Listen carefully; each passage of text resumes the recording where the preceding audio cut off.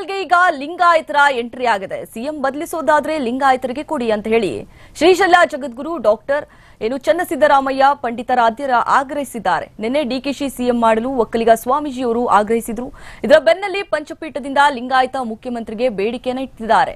CM ಬದಲಿಸಿದ್ರೆ ಹೆಚ್ಚುವರಿ DCM ಸೃಷ್ಟಿ ಮಾಡಿದ್ರೆ ಲಿಂಗಾಯತರಿಗೆ ನೀಡಿ ಅಂತ ಹೇಳಿ ಚಿಕ್ಕೋಡಿಯ ಯಡೂರು ಗ್ರಾಮದಲ್ಲಿರುವಂತಹ ಶ್ರೀಶೈಲ ಜಗದ್ಗುರುಗಳು ಹೇಳಿಕೆಯನ್ನ ಕೊಟ್ಟಿದ್ದಾರೆ. ಚುನಾವಣೆ ಸಂದರ್ಭದಲ್ಲಿ ಲಿಂಗಾಯತರು ಕಾಂಗ್ರೆಸ್ ಅನ್ನ ಬೆಂಬಲಿಸಿದ್ದಾರೆ. ಎಂಬಿ ಪಾಟೀಲ್, ಈಶ್ವರ್ ಖಂಡ್ರೆ, ಎಸ್ಎಸ್ ಮಲ್ಲಿಕಾರ್ಜುನ್, ಶಾಮನೂರು ಶಿವಶಂಕರಪ್ಪ ಅವರಂತಹ ನಾಯಕರನ್ನ ಪರಿಗಣಿಸಿ ಎಂದು ಆಗ್ರಹಿಸಿದ್ದಾರೆ. ಕಾಶಿ ಉಜ್ಜಯಿನಿ ಜಗದ್ಗುರುಗಳ ಜೊತೆಗೂ ಈ ವಿಚಾರ ಚರ್ಚಿಸಿದ್ದೇವೆ ಅಂತ ಹೇಳಿ ಚನ್ನಸಿದ್ದರಾಮಶ್ರೀ ಅವರು ಹೇಳಿಕೊಂಡಿದ್ದಾರೆ.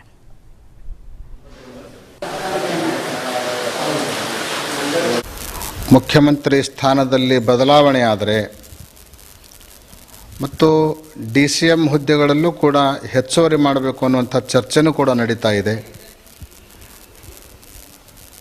ಡಿಸಿಎಂ ಹುದ್ದೆಯಲ್ಲಿ ಏನಾದರೂ ಹೆಚ್ಚುವರಿ ಮಾಡಿದರೆ ಅಂಥ ಸಂದರ್ಭದಲ್ಲಿ ವೀರಶೈವ ಲಿಂಗಾಯತ ಸಚಿವರಿಗೆ ಹೆಚ್ಚಿನ ಆದ್ಯತೆಯನ್ನು ನೀಡಬೇಕು ಅಂತ ಈ ಸಂದರ್ಭದಲ್ಲಿ ನಾವು ಪಕ್ಷವನ್ನು, ಸರ್ಕಾರವನ್ನು ಆಗ್ರಹಿಸ್ತಾ ಇದ್ದೇವೆ. ಕಾರಣ ಏನು ಅಂದರೆ, ಸರ್ಕಾರ ರಚನೆಯ ಸಂದರ್ಭದಲ್ಲಿ ವೀರಶೈವ ಲಿಂಗಾಯತ ಮತಗಳೇ ನಿರ್ಣಾಯಕವಾಗಿ ಪಾತ್ರವನ್ನು ನಿರ್ವಹಿಸಿರುವಂಥದ್ದು ಸರ್ವವಿದಿತವಾಗಿರುವಂಥ ಸಂಗತಿ. ಪಂಚಪೀಠಗಳಲ್ಲಿ ಸಮಾನ ಪೀಠಾಚಾರ್ಯರಾಗಿರುವಂತಹ ಕಾಶಿಯ ಹಿರಿಯ ಜಗದ್ಗುರುಗಳ ಜೊತೆಗೆ, ಉಜ್ಜಯಿನಿ ಪೀಠದ ಜಗದ್ಗುರುಗಳ ಜೊತೆಗೆ ಮತ್ತು ಕಾಶಿ ಪೀಠದ ನೂತನ ಜಗದ್ಗುರುಗಳವರ ಜೊತೆಗೂ ಕೂಡ ಸಮಾಲೋಚನೆ ನಡೆಸಲಾಗಿದೆ.